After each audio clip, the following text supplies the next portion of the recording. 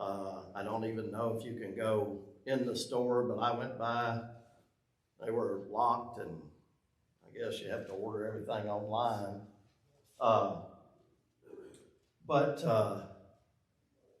this COVID has really changed a whole lot that goes on.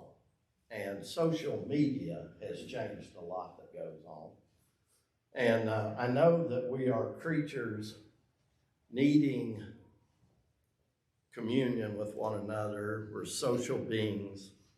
And but it seems like things are not as good as they used to be. I don't think people are quite as kind as they used to be. And I was trying to figure out in this lesson what's causing it and what can be done about it. So during the big snow, I went to Walmart and I was sitting in the parking lot and had to go get some stuff. You couldn't even find a place to park because the buggies were strode everywhere. I mean, it was, nobody even made an attempt to put them back. That really bothered me. I thought, what is wrong with people today that we can't even take 5 minutes to put the buggy back in the buggy car? So I go back to work, and it really did bother me. I really had some bad thoughts about people that wouldn't put their buggies back. And, you know, that's not, I'm not condoning that. I'm just telling you that's what I felt. So I go back and I mention it to 2 or 3 people that we work with. That's how much it bugged me. And my daughter says, well, Daddy, there's something on the internet all about people not putting their shopping carts back and what it means. And that they have done a social study on that and how that affects people. And I thought, wow, that's crazy. Over shopping carts? So then later on that week, because of the snow, I was toting Shelby everywhere. I pull up to H.G. Hills and I park. And while I'm there, she's gone in getting her groceries.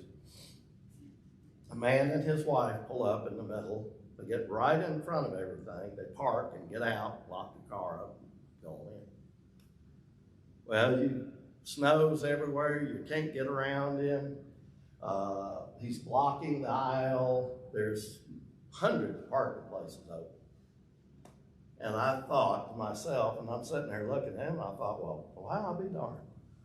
What makes him have the right to just pull up there and disregard for everybody else that has to come into this parking lot or maybe handicapped or can't get around the corner or whatever? And I got a little perturbed. Now, I didn't say anything. But I thought to myself, after I got to thinking about it a days or 2 later, I mentioned that to him, went back to work and just ran it on and on like some crazy guy. And I thought to myself, what right do I have to feel that way? Why do I think I have the right to even question why this gentleman's parked in a place? I'm not the parking lot police. I'm not his daddy. I'm not his mama. I have nothing to do with that. Why do I feel that way? What's wrong? What's wrong with this situation? Why did I get so upset about all these shopping carts that were pushed all over the parking lot? And I thought, I don't really know why he did it or what he did. I don't know what the guy was going through, but it's affecting me. It's making me someone that I don't want to be. So years ago, I commuted back and forth to Nashville all the time and work. And if you've done that, you know how it is. So you either get in there and kind of battle with those people or you don't. So you're 5 or 10 minutes later to work because you don't get in there and battle with these people, or you're a nervous wreck by the time you get to work, or you're upset and you're mad or whatever. So years ago, I thought, well, I can't continue on like this. I've got to do something about it. So I started practicing just letting them have that extra 2.5 feet in front of me, even though your car won't fit. And it took a long time. It took a year or more. I finally didn't care anymore. It didn't bother me. People pull in and out, stop, and people blowing the horns, and I just backed off and let them have at it. And I found I was 100% happier. And so I commuted that way for 4 or 5 more years. And now that I don't commute anymore, I've noticed it's bothering me again. So I thought to myself, how would Jesus act? What would Jesus do in this situation? How would he interact? Because believe it or not, we have to interact with people. We're a social being. We have to interact.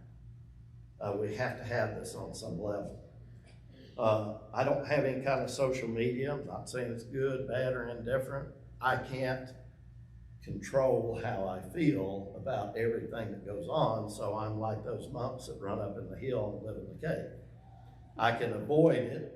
I don't have to see it. I don't have to know about it, so I just don't have to deal with it. And I'm much happier. So I get why people do that. But unfortunately, we can't do that in everything that we do, right? We have to interact. It just has to be that way. And in order for us to even be a Christian, we have to interact, don't we?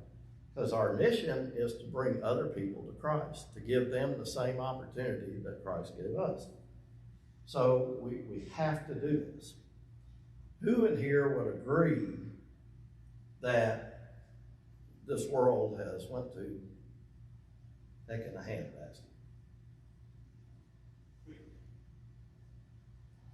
Do you think it seems to be morally declining? I mean, is there any evidence of it? You're laughing. I know you agree, and I want a lot of interaction in this class because, to be honest with you, if this class turns out the way I want it to be, I want it to be a lesson on how to live. And the only way you can figure things out, or the only way I know how to, Johnny is a family care specialist, a therapist, and all of that. So he actually knows how to understand all that and deal with that. And apparently it doesn't affect your life too awful bad. I don't see it. If I did what you did, I'd be a raving lunatic. You know what? I will say this. When I was studying to do this, they said you will need to learn to practice self-care because you will sit in with people and hear things that are really bad. And when I heard that to start with, I thought, yeah, I'll be fine.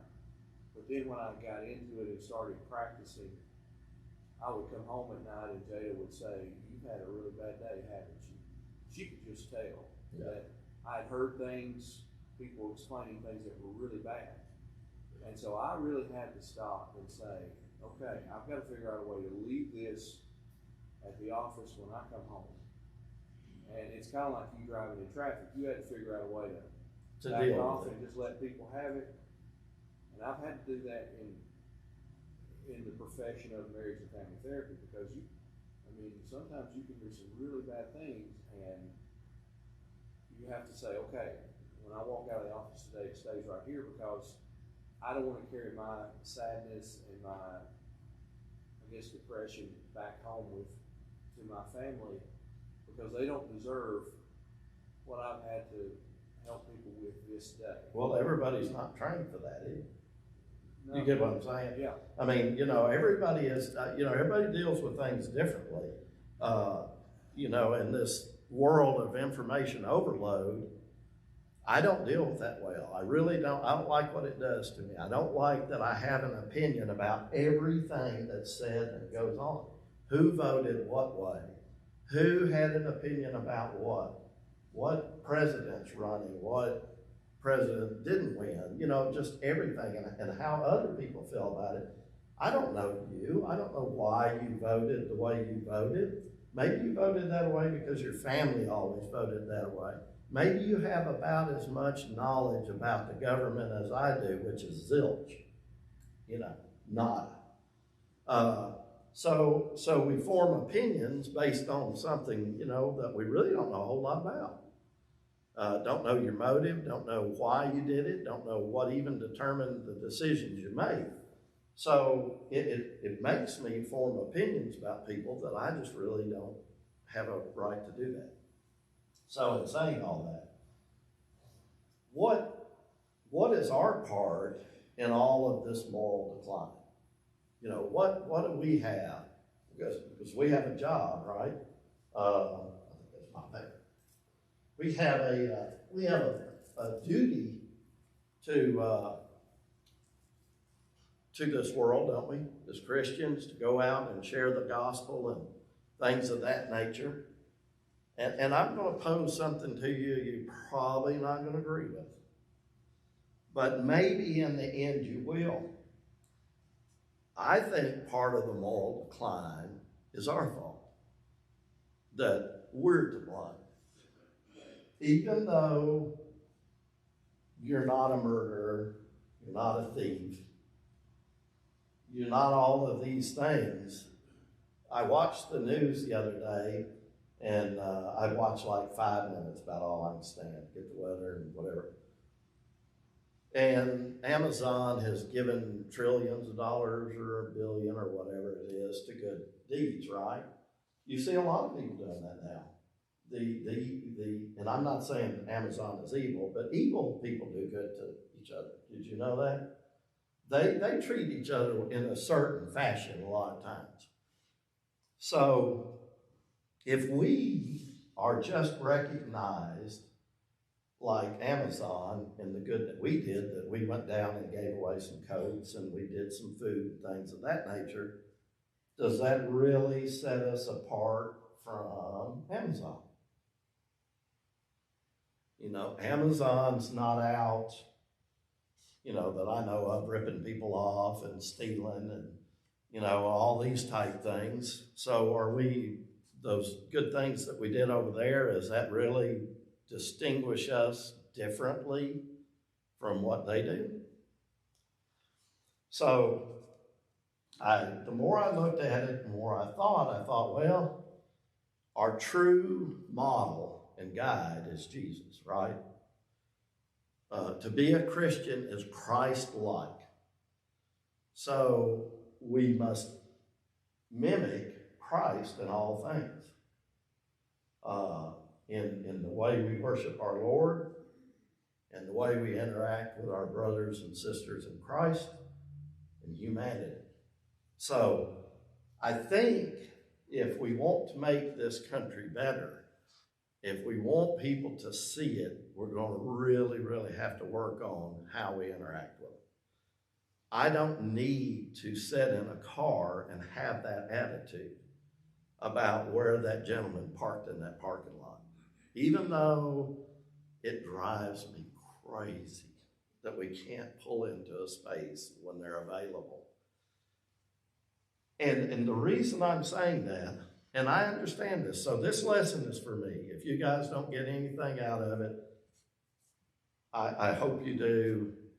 I'm doing this for me, okay? Because I want to fix this problem. The survey or the social study that was done about why people won't put their grocery carts back in a proper space, did it tie in any way to what appears to be the nation of selfies that we've become? We've got cell phones, and everywhere you look around, everybody's getting pictures of themselves and documenting every little thing they do, and it's everything we do we put on Facebook and social media. And it's completely opposite of what Jesus said, because if we fall into that trap of becoming self-centered, then we will not share what He has told us to go out and share. Yeah. We won't be focused in the manner He's told us to. No, that's exactly what it is. We want us to be first and foremost in everything we do, because everybody else is doing it. And it's not, I don't think I have a evil mind about it. I'm just like fed up with dealing with it, and I just want to be in there too and get my stuff and go back to the house. But these people see me and they form opinions about me, and I'm afraid on a daily basis the people that don't know me can't tell any difference. I don't usually jump out of a car and get cussed in the parking lot or threaten to be beat up or whatever else, right? Normally I'm able to go in and get my stuff and come back out and everything's normal. So, I mean, how do they know I'm different? Can you read the disgust on my face? Like Johnny had mentioned, when he comes home, his wife looks at him and says, you haven't had a good day, have you? Apparently, my children know me like a book. Boy, I mean, I walk in like, what's going on? So, how ignorant would I be to think that other people don't see it too? I mean, I guarantee you, if that guy looked up and seen the look on my face in my pickup truck as I was waiting, he knew I wasn't happy with what was going on with him. Well, in no other interaction, you know what he's going to think? Well, look at that grumpy old man. What business is it of you where I park? He's right. So as we go through this, the only way I know to help myself is to get as many opinions about things that go on and how people deal with that. And it gives me ideas because, you know, I just have this one little mind, and you guys have all these years of experience, and you've been out here and you've done these things. And maybe as a group, we can help each other just be a little bit better. Because I think, and Johnny may disagree, I think it's our duty to live a Christian life. And not just to the point where we show up every day and worship God, but other people see Christ in us and they recognize something different. And I'm afraid you are all wonderful people, don't get me wrong. It has nothing to do with that. This is all about me and what I recognize, but I'm sorry, I can't help think if I'm in that same boat, there's other people in that boat too. Yes, sir. Here, yeah, I'm thinking in terms of what Christ said in regard to loving your enemies and do good to those who rightfully use you and persecute you. And, you know, and all of these things that you're talking about, that individual or those individuals who have done this thing, in my opinion, in my case, have become my enemy. Right. They're my enemy. Because Yes. they're doing things that I don't think is right. Right. And the reason I don't think it's right is because it affects me and it affects other people. It affects the elderly. It affects handicapped people. It affects others. But if I'm going to do what Christ told me to do, I'm going to find ways to love that individual. I read a book one time about Alan Bryant called Climbing Happiness Hill. Now, the amount of money that he gave, I'm not real sure about because it's been several years since I've read it, but he said he walked into a restaurant one morning and going to have breakfast, and said when he sat down, this waitress, the woman, came up and threw the menu on the table and said, "What do you want?" He said, "Well, I was thinking about having breakfast." She said, "Well, what do you want for breakfast?" He told her. She was very curt, very short. He could tell that she was in a very bad humor, bad mood. So at that point, she became his enemy, or I thought she became his enemy. As it progressed, she came and filled his coffee cup and gave him a little water, and every time he thanked her, but she was very gruff and very understanding. When it was over, he got his bill and he went to the cash register and he gave this lady, I'm going to say $15 tip. A larger tip than she normally gets. When she saw that, she came up to him and she said, "Why did you give me that tip?" He said, "Well," "I don't know you. I don't know what kind of a day you're having. I don't know what's happened in your life up to this point. I don't understand why you're acting the way you are. But if there's anything that I can do to help, I want to do that." And so he felt that his means of helping her was to give her something that she didn't expect. And so and I'm thinking, maybe when we interact with people, we ought to give them the benefit of the doubt and learn to love our enemies.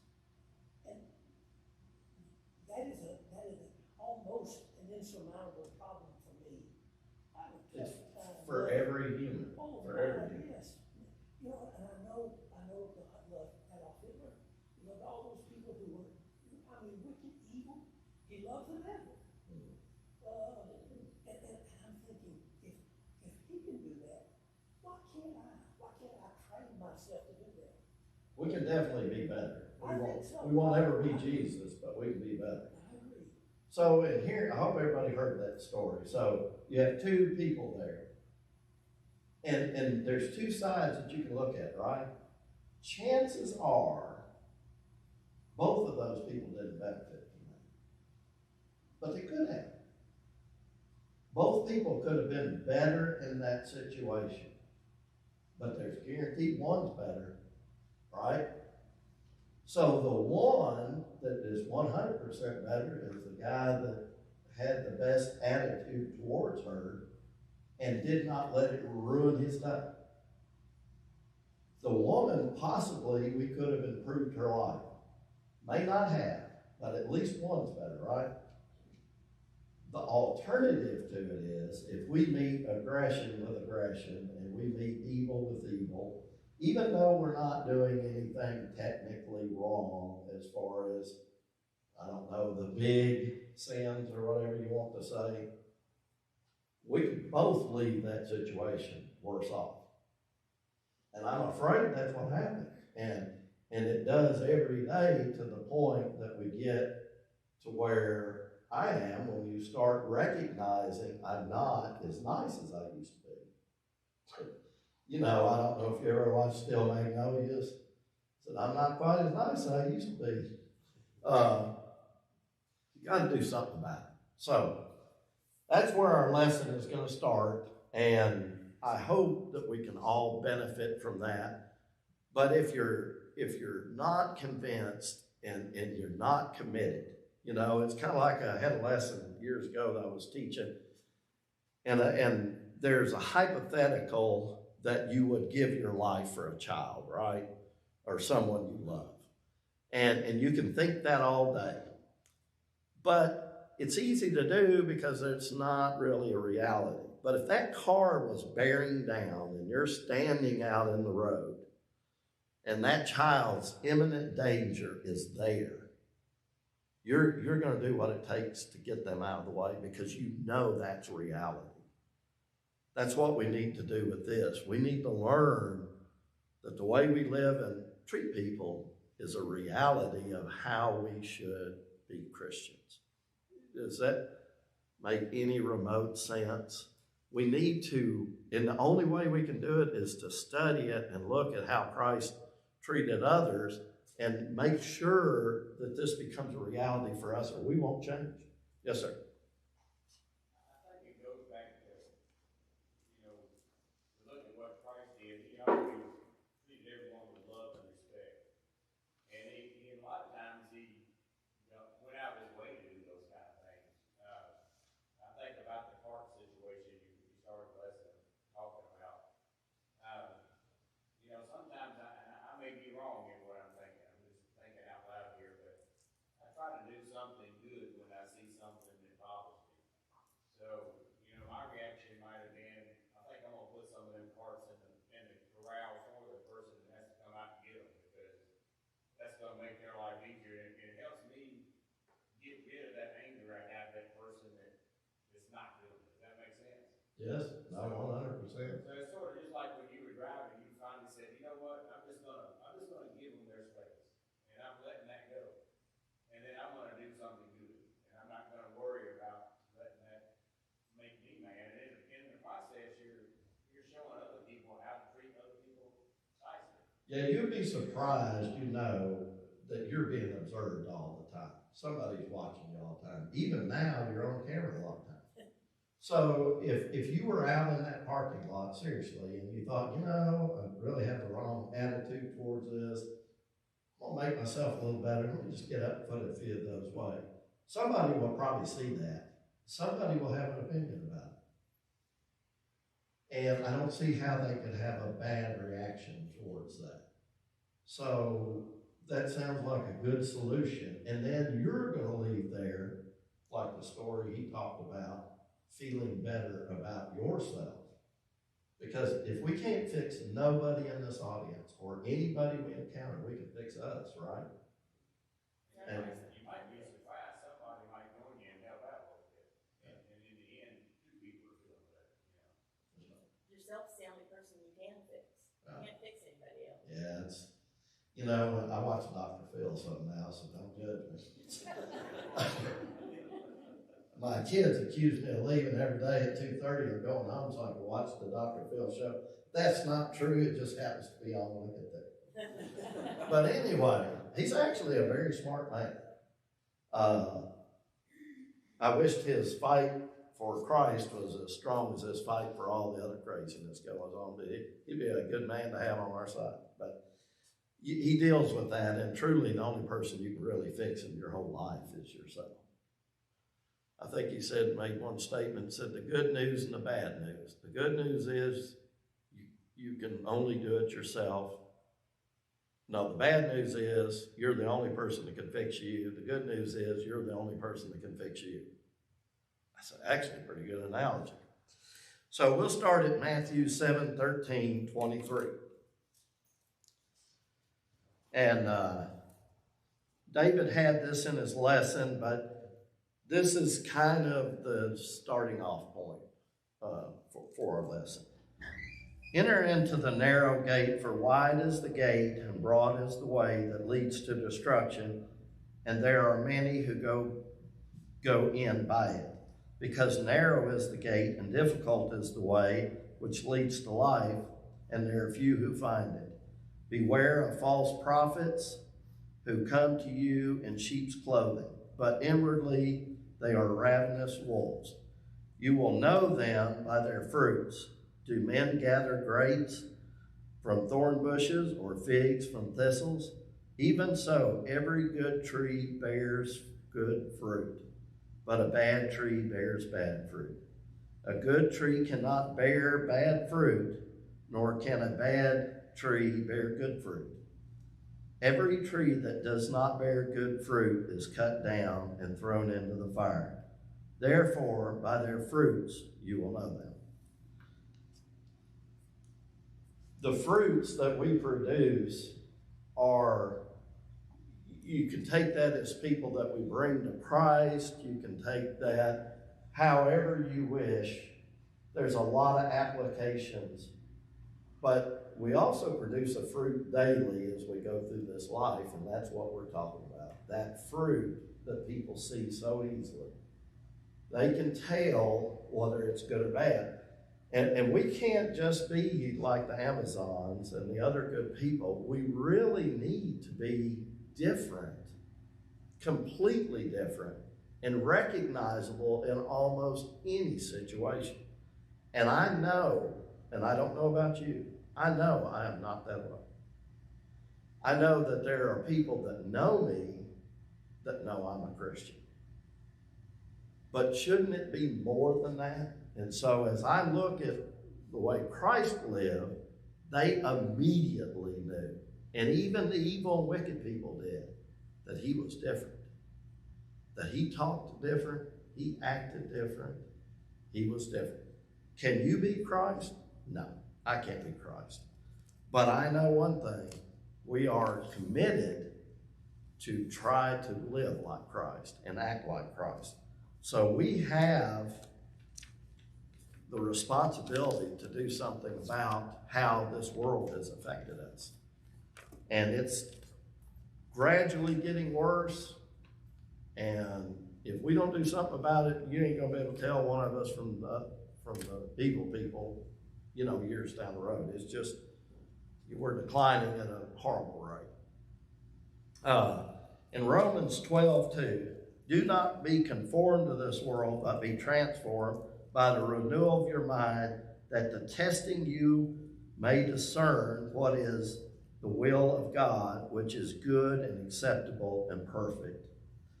If we think about our interactions with people and the life that we go through, I like to think of things differently than some people do. Like, my goal in business is not really to get rich or to acquire wealth.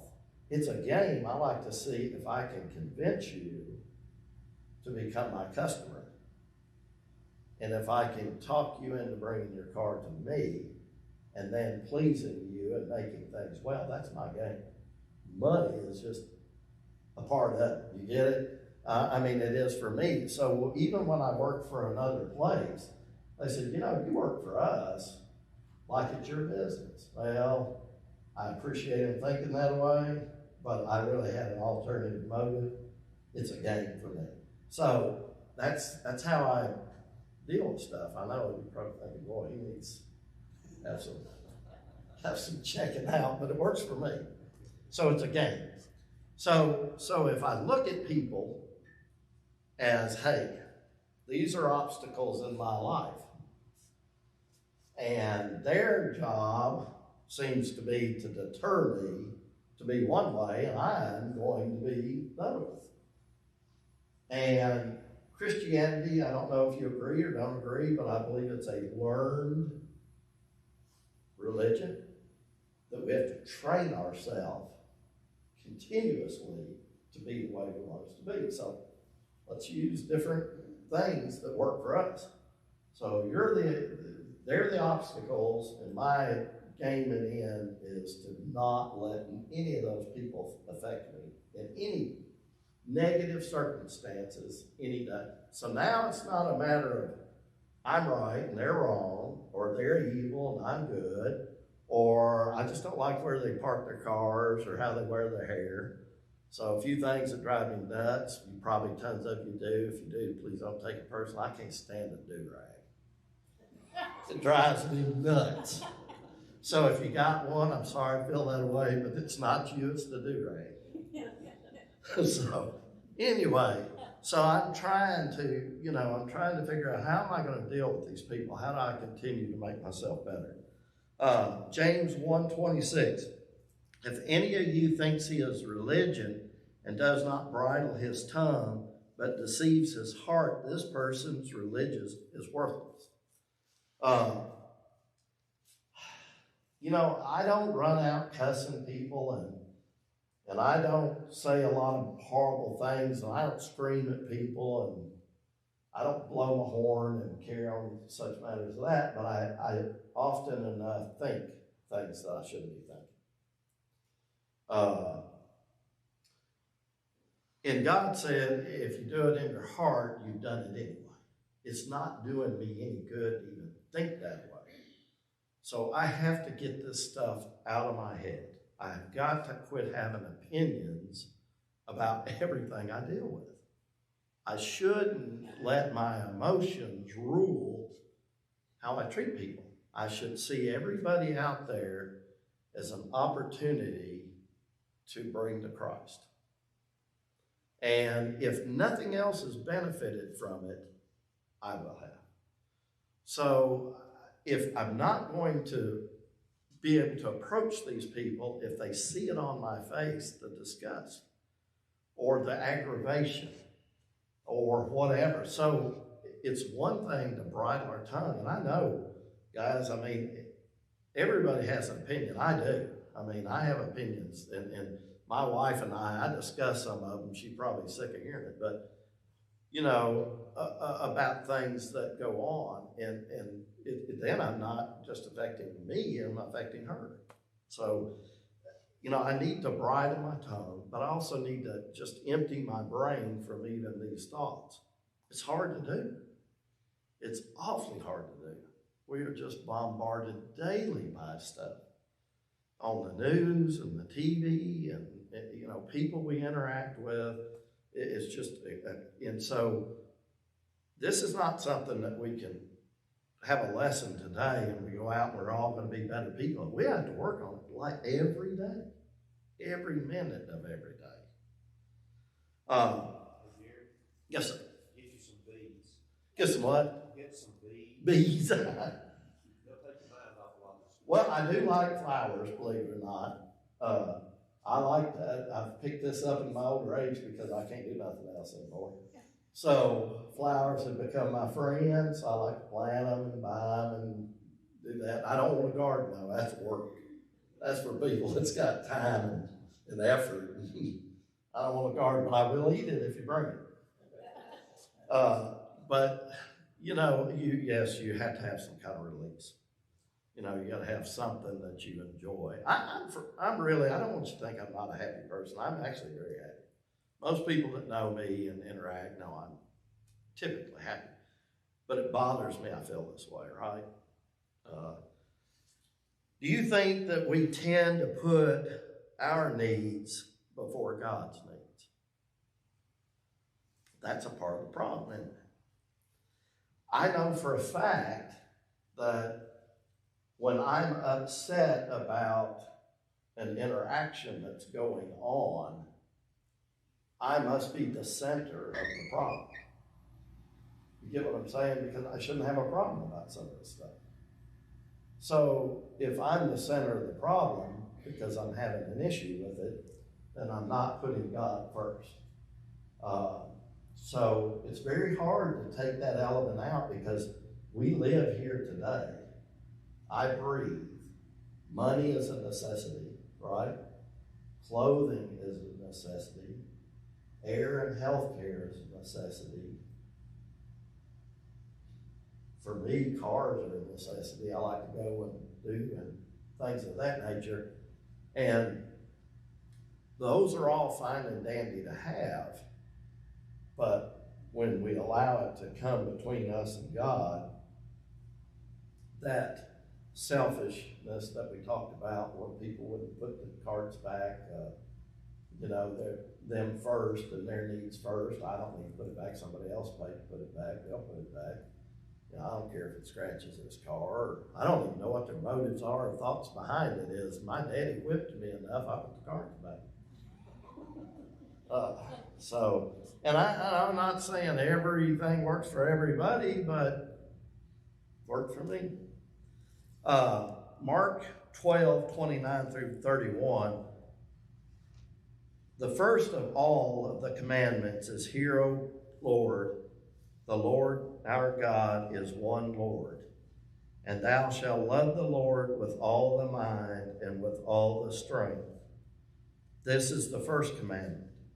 And the second is like unto it, thou shalt love thy neighbor as thyself. So, those two commandments are the greatest of the two commandments. God first, neighbor second. You're not even mentioned. Then he goes on to say, love your neighbor as yourself. So it looks to me like if we're, in order for us to fulfill that commandment, we got to love them better than we do ourselves, and we love ourselves more than we do God sometimes. Because the here and now. Some people don't love themselves, though. They have to love themselves before they can love their neighbor as themselves, and they hate their neighbor like they hate themselves. Yeah, that's true. And that's hard, I'm sure. I can't fix myself, so I can imagine fixing somebody that is that negative. But I don't want them affecting me, you know. But I agree with you. And so is the second commandment in our here life as important as the first commandment. I mean, I think we get the worship right, and I think we do all of these things, and I know you guys are striving hard to be Christians every day, and I know we're buffering our lives, and we're doing all these things. I just think if we want our surroundings to be better, we're going to have to do a better job. I just think we've got a lot of room for improvement. I know I do. And I think we're really going to have to step out and do a better job that when people see us interacting with them, they actually can tell, you know what, something different about him. Like the carts. He went out of his way to put the carts back. Well, carts really don't mean a whole lot to anybody. I was really mad that day. Meant something to me. I even came back and mentioned it at work. So it does mean something to people. The true heart of a Christian living is found in the Christian's learning to be like Jesus. That's the true essence. If we're to be Christ-like, it's not just an obedience in the worship service. It's we got to live like he did. And we got to treat people like he treated them. And with the goal in mind. I mean, he gave his life for me. I mean, he ended it all for me. And I know we understand this, and I hope you don't take this as a negative class. It is not. But I can tell you this. I'm a bean counter. The only way I know when my business is doing good and it's not doing good, when there's more beans in this jar than there is bills in this jar. So the only way I know to fix things is to measure. I have to measure what I'm doing. So a negative response to evil is a positive response to God. So if you think this is a negative class, at least it's going to be a positive response to God. So it is a positive class. It's not, what am I doing wrong? We're all wrong. So then a Christian can attend worship and he can study his Bible and still not be a successful Christian. No Christian is successful Christian until he tries to have the ways of Jesus in his own life. Not saying you're not a Christian, you are a Christian, and not saying you're not going to heaven. That's God's place. I'm just saying we are commanded to live and be a certain way. We're not just commanded to come here and worship. We're commanded to live like Christ did. And I think we owe it to ourselves, to listen to him. This is not just so everybody else can benefit and I have to live this stringent life that I can't ever do this or I can't ever enjoy that. No doubt it makes my life better. No doubt. I think that people who live a successful life and don't spend a lot of time in jail and have drug addictions and things like that, would you not agree they are much happier people? Would I want to deal with any of that? No. That's just more stress and added conditions. So living a Christian life, right, should be a more positive, better life for me. It should be a much better life, not something that I look at as a burden that, you know, I just really like to go over and pop his head off. And we all have those thoughts. I mean, you're human. You have, you know, but I think we can learn to not let it affect our life, not show on our face, not result in our treatment of other people and things of that nature. I think that if it was not possible, he would not have asked us to make it possible. If it was impossible, we would not have been asked to do this. The word Christian means Christ-like. The true meaning of being a Christian is learning to live and to act like Christ. If you cannot see Christ in the Christian's life, then that Christian is a spiritual failure. Not saying he's not a Christian, but we're failing to do what Christ asked us to do. We're failing. Well, you know, we can have, like I said, there's nothing wrong with all these wonderful things and all the effort that is put into it. I commend you for going out and doing all these wonderful things. But at the end, people need to recognize the motive behind why we do things, right? It's, you know, that we are a different people. We live a different life. We have something to offer that they need even more than the clothes and the food. Well, thank you. We're going to continue on with the same subject because I got like 19 verses of this. It'll go on however long, and then we'll change to something else that maybe if you have other thoughts that you enjoy, because I don't have a curriculum for this quarter, so I'm making it up as I go.